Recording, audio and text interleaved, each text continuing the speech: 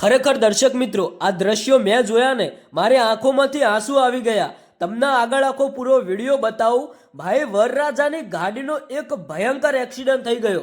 હવે ભાઈ, અત્યારે હાલ 2026 લગ્નની શરૂઆત થઈ રહી છે અને કંઈક આવી ઘટના સામે આવી. મિત્રો, તમે વિચાર તો કરો કે એક્સિડન્ટ તો થયો, પણ ભાઈ એટલો બધો ખતરનાક એક્સિડન્ટ કે વરરાજા અને દુલ્હનની હાલત શું થઈ. ખરેખર વિડીયો જોશો ને તમારા રૂવાટા ઊભા થઈ જશે. મિત્રો, આ વિડીયો અત્યારે હાલ સોશિયલ મીડિયામાં ખૂબ જ વાયરલ થયો. જ્યારે આ ઘટના બની, ખરેખર આ વિડીયો જોઈને મને તો એવું જ લાગ્યું કે ભાઈ, આવું કોઈની સાથે ન થાય.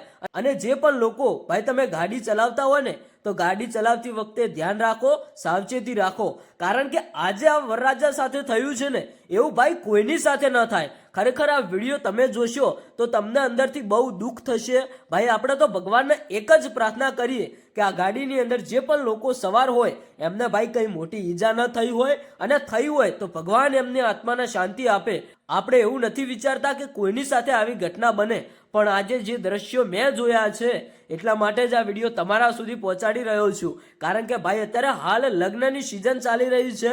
વરરાજાની ગાડીઓ ભાઈ તમે જોતા હશો કે કેવી શણગારેલી હોય. આ ગાડી પણ જુઓ કે કેટલી સરસ મજાની શણગારેલી છે. વરરાજાની જિંદગીની એક નવી શરૂઆત થવાની હતી.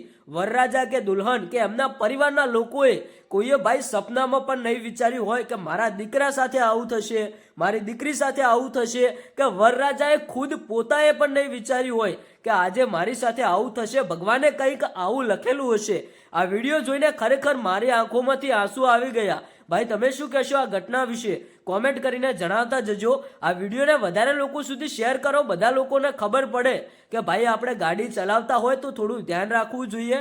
કારણ કે આવી ઘટના ભાઈ કોઈ પણ ટાઈમે ગમે ત્યારે બની શકે છે. એટલા માટે જ આ વિડીયો બનાવ્યો છે, બધા લોકોને ખબર પડે. તમારું શું કહેવું થાય છે કોમેન્ટ કરીને જણાવતા જજો.